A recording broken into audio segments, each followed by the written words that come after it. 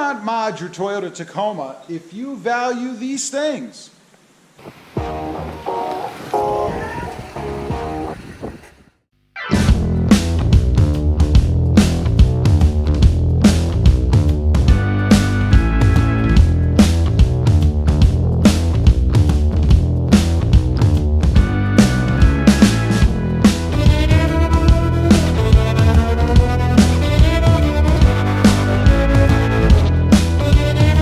Good morning, everybody, and welcome back to the channel. And that's right, do not mod your Tacoma if you value these things. Now, I'm out here cruising around. We had a quick little enhanced speed run there. Love doing that. Love the sound of the truck with that. But anyway, I just wanted to talk about a few things that are going to happen or that you could possibly lose if you mod your Tacoma. The first one is warranty. You know, there is a lot of talk out there and a lot of misconceptions about warranty when it comes to modding your Toyota Tacoma, I must admit.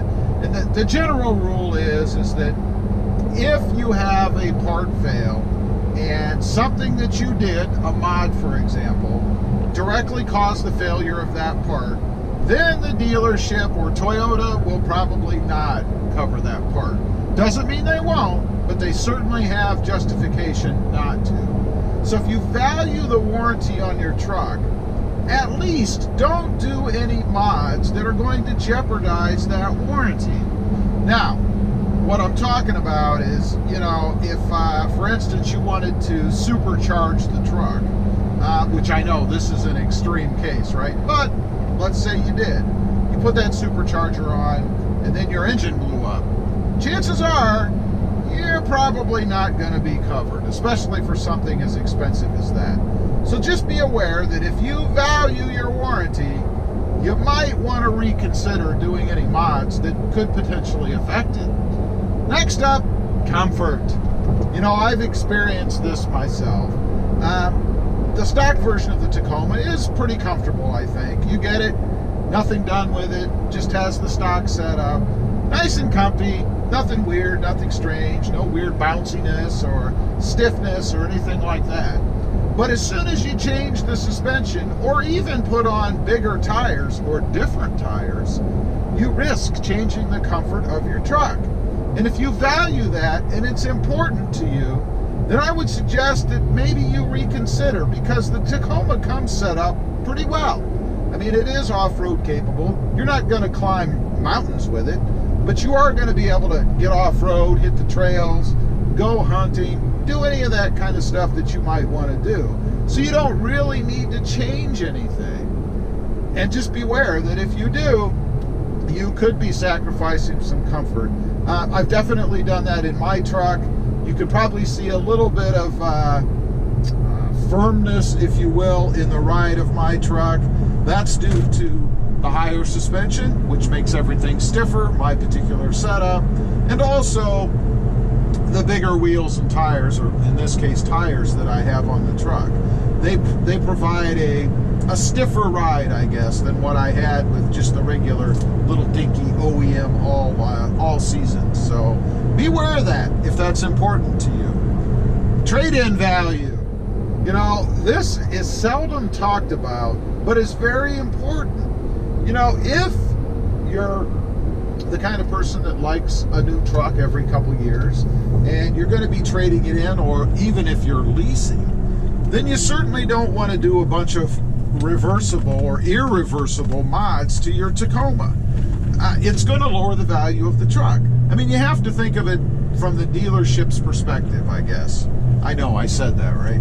And that is that trucks are valuable if they can sell them to everybody. You know, if there's a broad range of customers for that truck. Once you start modding your truck, you're shrinking that audience, that pool of potential buyers, if you will. Because while you may think that that mod that you've done is just awesome and everybody would want it, chances are that's not the case.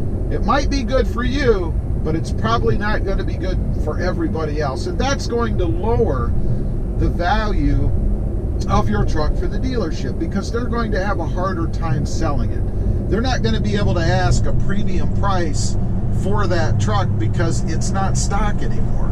They're going to have to remove those mods that you did, and that's going to cost them money in parts and labor. So beware of that. If trade-in value is important to you, then reconsider. You may not want to do anything, or at least things that are not easily irreversible. Or even if you don't want to spend the time removing them. Something to think about. Money. In this, what I'm referring to is not necessarily the cost of the mods. I mean, obviously, they're going to cost money.